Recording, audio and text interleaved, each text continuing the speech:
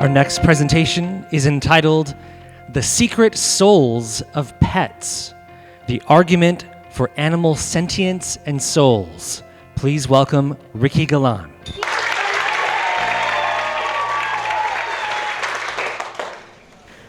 When I get home from a long, stressful day of hardships, and I'm feeling down and deprived of energy, knowing that my family dog Max is waiting for me at the door, as always, gives me a sensation of joy that is hard to replicate. And I think that the feeling goes both ways.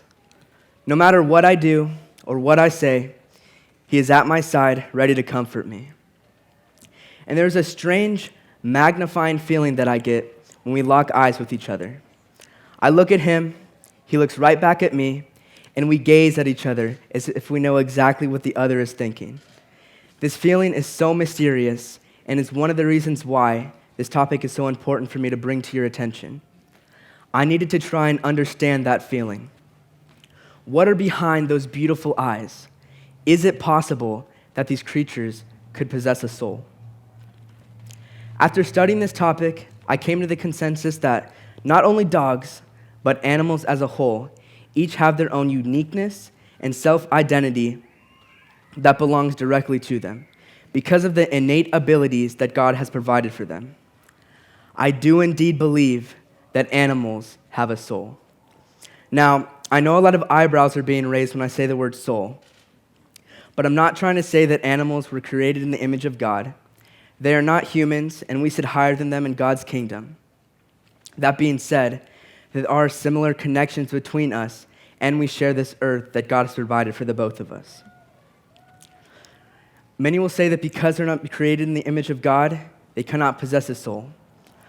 But the complexity and emotional capacity that these animals hold gives us the evidence we need to show that there is more to them that meets the eye. In Genesis 1, verse 30, it states, "And to all the beasts of the earth, and to all the birds in the sky, and to all the creatures that move along the ground, everything that moves has the breath of life in it." Animals and humans both possess the breath of life, which is an important criteria for having a soul. With this gift, they have the ability to think and feel for themselves. There are countless examples of how animals express their ability to feel and express emotions such as love, joy, sadness, and anger. Whether it be a family of elephants mourning one of the death of their companions with a grave burial, or a mother orangutan starving herself to death from depression over the death of her own child.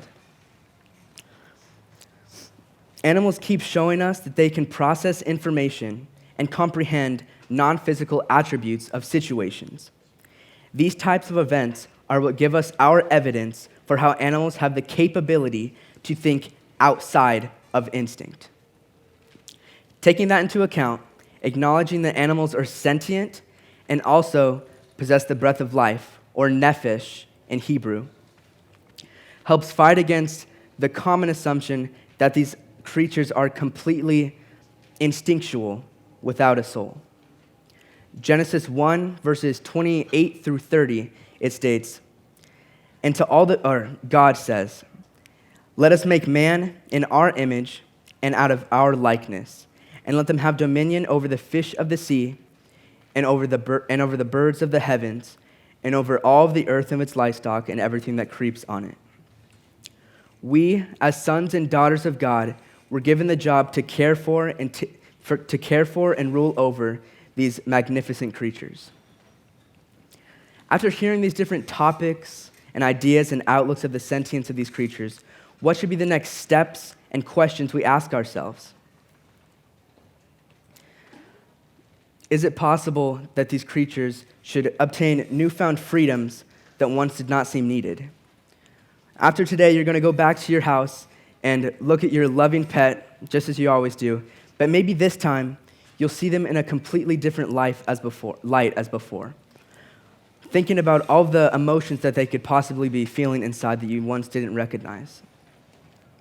These thoughts should remain on your mind so you may ponder upon them when you see these creatures. By taking this outlook, you are putting yourself into the point of view of the first shepherd, Adam, who took care of these creatures as a good ruler over them, which is one of our duties as we are made in the image of God, who looks over us as a shepherd who cares for his sheep. He gave both of us life in order that we may live it to the fullest and to the best of our abilities. Why would God breathe the gift of life into these creatures without a proper reason for them to live it? These beings have nephesh breathed directly inside of them, just as we do. Knowing that animals live under humans, who, with us having dominion over them, should not alter the truth that they, just like us, have emotion, and they have abstract feelings and thoughts giving them sentience, which in turn gives them a non-physical, abstract soul. Thank you.